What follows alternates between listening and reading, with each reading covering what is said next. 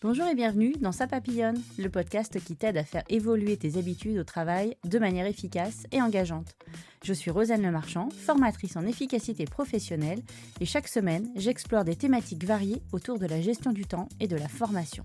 Je te partagerai des conseils pratiques pour une meilleure organisation au travail et des histoires inspirantes pour t'accompagner sur ton chemin de formation. Ce qui m'importe, c'est de t'aider à faire un pas de côté, d'observer tes comportements au travail, de prendre du recul et j'espère te faire avancer. Chaque épisode est une opportunité d'explorer de nouvelles idées et d'acquérir des compétences. Installe-toi confortablement et laisse-toi guider. C'est parti!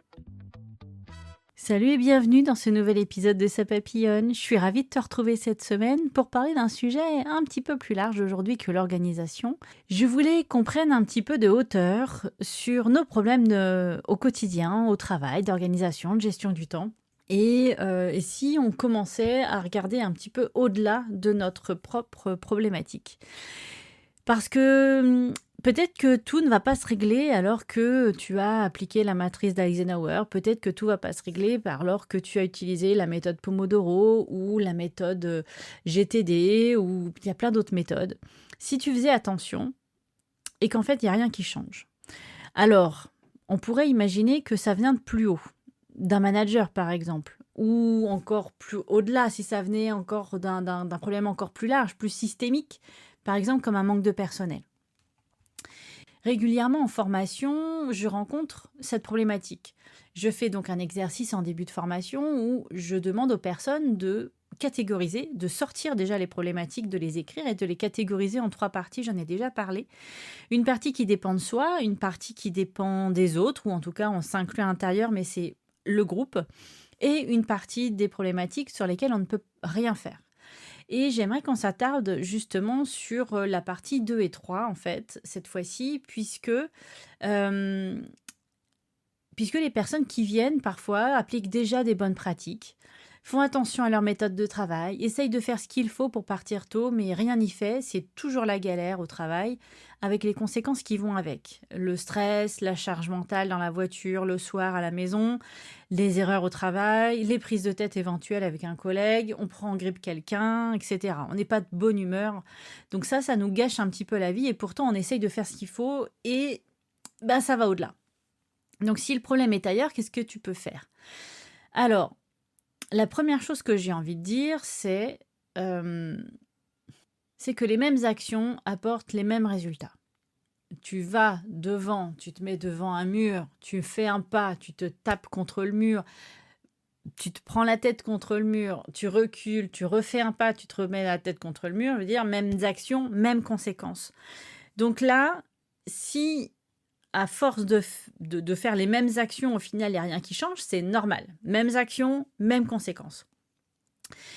Et donc, tant qu'on ne dit rien, tant qu'on laisse faire, peut-être que si c'est un problème d'un manque de personnel, peut-être que plus haut, on va penser, tiens, tout roule, c'est parfait, il y a moins de personnel et ça roule, c'est génial. Parce que les personnes au-dessus, peut-être qu'elles ne voient pas la quantité de travail que tu peux faire en une journée ou les heures que tu peux faire ou les erreurs. Enfin, bref, tu rattrapes tes erreurs et tu fais des horaires de dingue. Donc peut-être que au-dessus, ça ne se voit pas. Par contre, si on n'arrive pas à tenir les délais, si on arrive en retard, si on arrive à tout boucler dans la journée, si on n'arrive pas à tout boucler dans la journée, alors là, au-dessus, ils vont commencer à se poser des questions. Donc, c'est déjà de se dire, peut-être que de mon côté, j'ai quand même quelque chose à faire, j'ai une influence sur cette situation, tout n'est pas perdu. Mais qu'est-ce qui manque à nos organisations pour que le quotidien ne soit pas boule au ventre et petite roue incessante dans la tête, je vais y arriver le soir, ou prenons les choses dans l'autre sens, qu'est-ce qui fait que dans d'autres organisations, ça fonctionne ?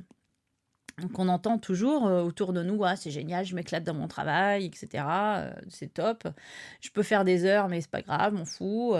Et puis il y a des personnes qui vont dire, je fais les heures qu'il faut, j'ai atteint une limite et je m'arrête maintenant, c'est stop. Je ne fais pas au-delà. Je pense à moi. Et puis il y a des personnes qui vont trouver ça dur d'entendre tout ça parce que ça leur paraît assez inconcevable qu'ailleurs ça se passe bien. Mais qu'est-ce qui fait que ça se passe bien ailleurs ?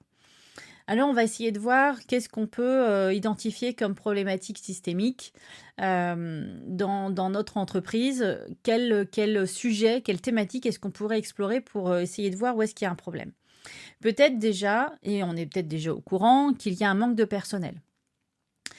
Dans ce cas-là, si c'est une possibilité, il manque une personne n'a pas été remplacée, il y a un congé parental, un congé de quoi que ce soit, un licenciement, ou une personne qui est partie, qui a démissionné, qui a changé de vie, puis il n'y a pas eu de remplacement. Comment est-ce qu'on peut quantifier l'impact d'un manque de personnel sur la charge de travail et de la qualité au travail? C'est simple. Là, déjà, il faut poser les choses sur papier, sur informatique, qu'importe le support, mais poser les choses sur le temps passé sur chaque tâche et démontrer qu'il y a un besoin de ressources supplémentaires. Imagine, tu as une collègue qui est partie, elle a démissionné, une personne est partie, et en fait, tout roule parce que tu as absorbé son travail et que tu te dis ça va être temporaire, je le fais, ça va être temporaire, je veux pas nous mettre dans la mouise, etc. Mais que au-dessus, les personnes, elles vont se dire, tiens, il y a une personne qui est partie, on avait prévu de faire un remplacement, mais au final, ça roule puisque les choses sont faites. Donc, si on ne met pas le doigt dessus, si on se tait, si on ne dit rien, et qu'on laisse les choses comme ça, c'est notre propre bien-être qui va être mis à rude épreuve. C'est notre propre charge mentale, notre énergie. On peut peut-être tomber malade, notre corps peut dire stop avant qu'on s'en rende compte de quoi que ce soit. Donc si on note rien, si on ne fait pas d'alarme auprès de la direction, si on ne dit rien, si on se tait, si on accepte la situation, elle va continuer comme ça parce que c'est bien pour la direction, il y a une personne de moins, le travail est fait, c'est impeccable. Donc là, ce qu'il faut faire, c'est de toute façon noter le temps passé sur chaque tâche. C'est quelque chose de très fastidieux, c'est très pénible à faire, c'est un suivi d'activité, mais ça démontre le temps qu'on passe en fait sur les choses, le nombre de fois qu'on a été interrompu. Aussi, on peut mixer plein d'autres informations à l'intérieur de tout ça. Mais derrière, on peut en faire des statistiques. Combien de temps j'ai passé sur ce poste-là? Peut-être 40% de mon temps, mais du coup, je ne peux pas faire le reste. Donc, s'il n'y a pas de signal d'alarme comme ça auprès de la direction, ils ne vont pas s'en rendre compte. Donc ça, c'était pour le manque de personnel. Admettons, on est dans une autre hypothèse. Imaginons que ce soit une procédure ou un processus qui soit inefficace. Il y a une action qui est faite depuis très longtemps. On a toujours fait ça comme ça. On ne voit pas pourquoi on changerait. Et il y a un problème. À un moment donné, dans la procédure, il y a un goulot d'étranglement, admettons, ou des étapes inutiles, ou elles sont redondantes. Peut-être qu'il faudrait déjà proposer une solution pour simplifier et optimiser cette procédure, cette action, mettre en avant les gains, mettre en avant les problématiques qui sont liées à ça, et peut-être apporter donc une solution si on en a une. Troisième levier à explorer, c'est peut-être aussi un manque de clarté des rôles et des responsabilités entre les membres de l'équipe aussi. Ça peut être aussi avec les responsables au-dessus. Mais si on ne met pas un cadre, si on ne sait pas comment travailler avec son équipe, avec sa collègue ou son collègue, on ne sait pas où commence le sien, où s'arrête le sien, où commence le nôtre, forcément, on peut avoir des problèmes déjà relationnels, tout simplement. Ça va gratter, en fait, entre les personnes et ça peut exploser aussi à un moment, à force, ça peut péter.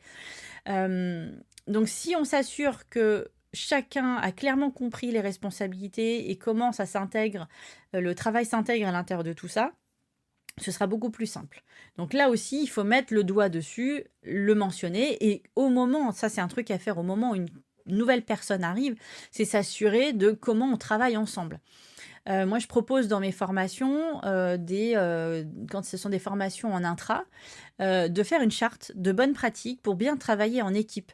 Imaginez, vous avez des personnes qui ne voient pas la même définition d'une priorité, ne voient pas la même définition d'un délai, ne voient pas la même définition d'une urgence.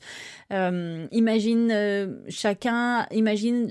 la procédure dans un sens, manque des étapes, etc. Donc, si tout n'est pas clair, si tout n'a pas été établi, si tout n'a pas été cadré, les gens ne peuvent pas bien travailler ensemble et sereinement.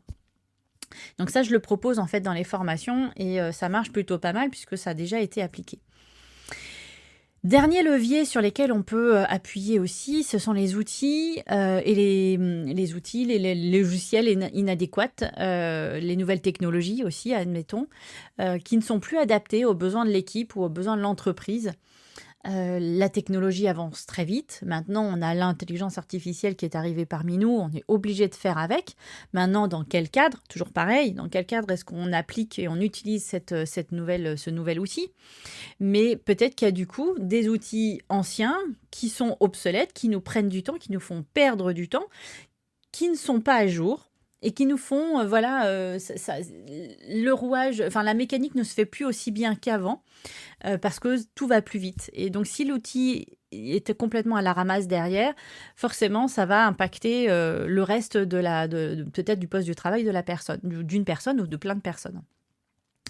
Donc voici les 4 leviers que vous pourriez explorer si vous aviez des soucis comme ça systémiques. Donc je rappelle, le manque de personnel, des processus ou des procédures inefficaces ou avec un petit goulot d'étranglement, un manque de clarté des rôles et des responsabilités de chacun dans l'équipe, avec même le manager, et des outils et des technologies qui pourraient être obsolètes, inadéquates par rapport à aujourd'hui, par rapport à notre situation actuelle. Ok, on a mis le doigt sur 4 potentielles sources de problématiques. Très bien. Maintenant, qu'est-ce qu'on fait? Les actions qui peuvent être faites sont les suivantes, et je viens d'en parler, mais je répète, c'est mieux toujours de répéter, c'est toujours de tenir un registre des problèmes qu'on peut rencontrer, des tâches qui prennent plus de temps que prévu et des erreurs commises en raison d'une surcharge de travail. Si on note, on peut faire des analyses. En fait, les personnes, elles n'aiment pas d'habitude qu'on les suive, c'est-à-dire tu rentres à telle heure de pointer. Oui, tu imagines bien de pointer le matin, tu arrives, tu pointes le soir, etc. Et puis, il y a des métiers dans lesquels on demande encore un pointage plus fort. C'est d'expliquer toutes les tâches qui ont été faites dans la journée. Oui, mais pourquoi? C'est pas du flicage. Il faut bien s'appuyer sur quelque chose pour prendre des décisions. Donc, il faut être le plus honnête possible, dire la vérité sur ce qui se passe sur le poste de travail. Même si ça prend plus de temps que ce qui était prévu au départ, il y a sûrement des raisons derrière. Je veux bien qu'il y ait des personnes un peu dilettantes en entreprise de temps en temps qui sont dans l'esprit de moins j'en fais, mieux je me porte. Mais dans 99% des cas, quand même, les personnes ont une conscience professionnelle et elles veulent que le travail soit fait, bien fait et qu'il avance. Donc la majorité des cas, quand même, on est dans une situation où les gens ont envie de bien faire. Et donc, elles ne se tournent pas les pouces. À partir de là, on peut, si on a une équipe comme ça qui est de bonne volonté, on peut quand même prendre en compte le fait que les personnes mettent un signal d'alarme quelque part. Mais si on ne dit que j'ai un problème, j'ai un problème, je passe trop de temps sur des trucs, je finis trop tard, ça va pas, je suis complètement débordée, je me sens pas bien, je me mets en arrêt. Mais à quel moment on a communiqué avec son manager? À aucun moment peut-être. Et au lieu de simplement donner les conséquences d'une problématique, c'est de mettre le doigt sur la problématique, de la nommer, avant que ce soit trop tard, de montrer les effets néfastes de cette problématique sur soi, sur ses collègues, sur le service, sur l'entreprise. Qu'est-ce que ça peut avoir comme problématique si ça continue? D'arriver avec une solution, évidemment, parce que sinon, voilà, je te donne ma patate chaude et puis basta. Non, pas du tout. Il faut quand même proposer une idée. On ne peut pas se contenter juste de signaler un problème. Il faut proposer des solutions concrètes, faisables, applicables, qui soient aussi en accord avec peut-être les collègues pour dire, voilà, si on fait ça, il y a aussi un avantage pour les autres. Pour moi, certes, mais pour les autres et pour l'entreprise. Donc, faut pas juste arriver comme ça avec son sourire et en disant il n'y a rien qui va et vous vous débrouillez avec ça. Chacun a le droit de donner un avis et surtout donner une solution. Ça peut ne pas venir que de la direction des managers. Donc, on étaye tout ça, les arguments avec des analyses, des données, des stats, tout ça. C'est pas pour fliquer encore une fois, c'est pour prendre des décisions et donner l'impact, démontrer qu'il y a des conséquences derrière sur l'organisation de chacun et peut-être même des conséquences financières sur l'entreprise. Et tout ça, évidemment, dans la collaboration avec la direction. Encore une fois, ce n'est pas juste je vous passe la patate chaude et vous vous débrouillez. C'est je m'implique avec les parties, avec les personnes qui font partie de mon équipe, avec les personnes qui font partie de ma direction.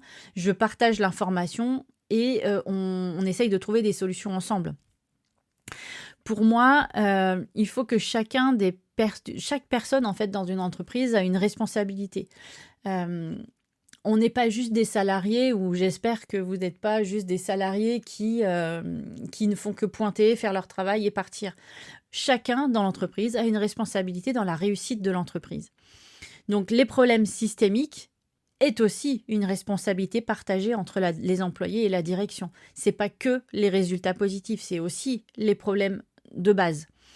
Donc si chaque employé prend l'initiative de signaler des problèmes et de le faire remonter l'information et de proposer des solutions, alors là, on est dans quelque chose de sain, pour que la finalité, c'est l'entreprise doit avancer, l'entreprise doit continuer à rester telle qu'elle est, ou avancer, ou évoluer, ou faire plus de chiffre d'affaires, etc., ou grandir. Et évidemment, bien sûr que la personne, la salariée, l'employé doit faire cette démarche, mais également dans l'autre sens, la direction doit également entendre et travailler en étroite collaboration avec ses salariés. Ils doivent trouver des solutions aussi, peut-être ensemble, qui conviennent à tout le monde. C'est pas juste, tu vas faire ça et puis basta, sans écouter l'autre. Donc, il y a une responsabilité des salariés, il y a une responsabilité de la direction et il y a une très, très grosse, un gros travail de communication à faire entre les deux. Ça va être de la communication ascendante, du bas vers le haut. Donc, on encourage les personnes, les salariés à exprimer leurs préoccupations, à aller vers la direction, à mettre en place des actions, enfin pas des actions, des canaux de communication, voilà, des moments où les personnes peuvent être écoutées auprès de la direction en toute sécurité. La communication doit être dans l'autre sens également, elle doit être descendante pour s'assurer que, que la base ait compris les objectifs, les priorités, les attentes de la direction. Donc, il faut que la direction également communique dans les deux sens. Il faut qu'elle explique. Dans les entreprises, on a affaire à des salariés. Les salariés sont des adultes, on est capable de comprendre des choses. Donc, si les informations restent à l'étage au-dessus, on donne l'information au manager, mais il ne faut surtout pas en parler aux salariés. Alors là, les gens ne vont pas comprendre. On doit pouvoir expliquer des décisions prises en direction et les expliquer aux salariés très simplement. Et la dernière chose au niveau de la communication, puisqu'il y a 3 orientations, l'ascendante, descendante et également horizontale, que bien communiquer entre collègues de même niveau, le bien partager les informations entre membres de l'équipe, c'est important. Alors, c'est là où souvent aussi il y a des problèmes de gestion du temps, les discussions, puisqu'il y a des personnes qui souvent me remontent le fait que quand elles sont en télétravail, il y a moins d'interruptions et dès qu'elles reviennent sur site, les gens ont besoin de parler. Oui, c'est super de pouvoir parler, mais il faut pouvoir cadrer ça aussi. Donc, il y a des règles aussi à gérer, à mettre en place pour que les personnes puissent bien travailler ensemble. Ça fait partie du cadre, tout ça. Donc, il ne faut pas que ça dérive trop, mais la communication est très importante. La machine à café, hyper importante. Il se passe tellement de choses aux machines à café. C'est pas juste je raconte mes vacances. Très souvent, la plupart du temps même, ça va glisser sur des sujets professionnels. Et il y a de la communication qui va se passer à ce moment-là. Donc, ce que je voudrais dire aujourd'hui et vous faire vous sensibiliser là-dessus, c'est que certes, on peut avoir des problèmes de gestion du temps pour soi. Ok, qui nous mettent en responsabilité que nous-mêmes, ok, très bien. Mais on a tout un écosystème autour de nous, des managers, des collègues, de la direction, qui peuvent avoir un rôle à jouer. Et il ne faut pas se dire qu'il y a nous, les salariés, et les autres, la direction, les managers, on n'est pas du même monde, etc., des chefs d'entreprise, etc. Soit c'est tout le monde qui gagne, soit c'est personne et tout le monde perd. Donc, je pense que vraiment, aujourd'hui, il y a une scission, c'est mieux, entre les salariés qui ont l'impression que les chefs d'entreprise sont dans un autre monde. Et dans l'autre sens, il y a des chefs d'entreprise qui ont l'impression que les salariés ne comprennent pas les chefs d'entreprise. Donc, il y a un problème de communication entre eux. Pourquoi? Parce qu'on n'a jamais intégré les salariés, ou on va dire dans la manière dont ça a été fait depuis des années, des dizaines d'années. On n'intégrait pas les salariés dans les prises de décision, dans le collectif, etc. C'était la direction qui décidait, puis ça descendait, puis sans expliquer. On est en 2025, il est temps que tout ça, ça se mélange et que enfin les salariés fassent confiance au chef d'entreprise et que le chef d'entreprise fasse confiance à ses salariés et qu'ils travaillent ensemble. Et une problématique d'organisation, de gestion du temps, de charge de travail, ça doit pouvoir être dit au chef d'entreprise ou au manager. Ça doit pouvoir être annoncé, ça doit pas être un tabou en fait, tout simplement. Donc si c'est systémique, s'il y a un problème, les personnes ont la responsabilité, les salariés, les employés ont la responsabilité d'en parler au-dessus, mais la direction a la responsabilité de les écouter et de mettre des actions en place en étant en accord avec eux. C'est-à-dire que la solution qui a été trouvée corresponde aux attentes de chacun. Donc, en fin de compte, l'efficacité au travail ne dépend pas seulement des techniques de gestion du temps individuelles, d'accord ? C'est pas parce que Pomodoro, je l'ai installé que ça va marcher. C'est pas parce que j'ai Eisenhower, c'est pas parce que je fais ci, parce que je fais une routine, parce que cela. C'est aussi toute la capacité de l'organisation, donc l'entreprise, à identifier et à résoudre des problèmes plus systémiques, en entier, avoir une prise de recul, avoir une hauteur par rapport à ça, et garder une communication, ou créer ou démarrer. Il n'est jamais trop tard pour démarrer une communication qui soit bonne, qui soit une vraie écoute active, comme on appelle ça. Et donc, identifier, résoudre des problèmes systémiques ensemble.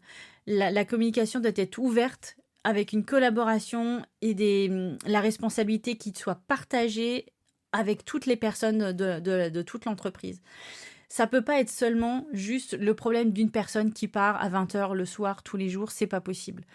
Je pense qu'il y a moyen de créer un environnement de travail sain et productif dans une entreprise, dans une entité, à partir du moment où il y a de la communication. Et ça, je reste persuadée qu'un bon cadre en entreprise, une bonne manière de travailler ensemble, que ce soit mis noir sur blanc, que les besoins de chacun soient pris en compte, pour moi, ça me paraît être une approche très importante en 2025. Il y a des personnes qui sont HPI, des personnes qui sont autistes, des personnes qui sont 10, des personnes qui adorent leur travail, qui ne voient pas le temps passer, et puis il y en a d'autres qui vont avoir des soucis dans leur vie personnelle et qui ne vont pas pouvoir rester hyper tard le soir. Il faut que tout ce petit monde-là puisse travailler ensemble, et pour ça, il faut qu'on arrive à poser les bases d'un bon cadre, une bonne charte de bonnes pratiques ensemble. Alors voilà, c'est pas juste... cet épisode, c'était une sorte de petit coup de gueule pour dire, voilà, c'est bien joli de vouloir résoudre des problèmes en individuel, mais c'est parfois systémique et il faut parfois mettre le doigt dedans.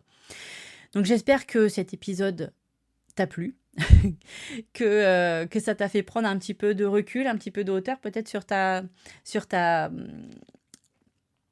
situation. Et puis, on se retrouve très bientôt pour un nouvel épisode, une nouvelle discussion, des réflexions sur la gestion du temps et bien sûr des interviews. Je vous laisse, je vous souhaite une très très bonne semaine. À plus, ciao ciao. Merci d'avoir écouté cet épisode. Si tu as aimé, je t'invite à t'abonner, à laisser un avis ou des étoiles et à partager avec tes amis. Je suis aussi à ton écoute. Alors propose-moi des sujets à aborder, je me ferai un plaisir de creuser le sujet. On se retrouve la semaine prochaine pour une nouvelle conversation passionnante. Salut!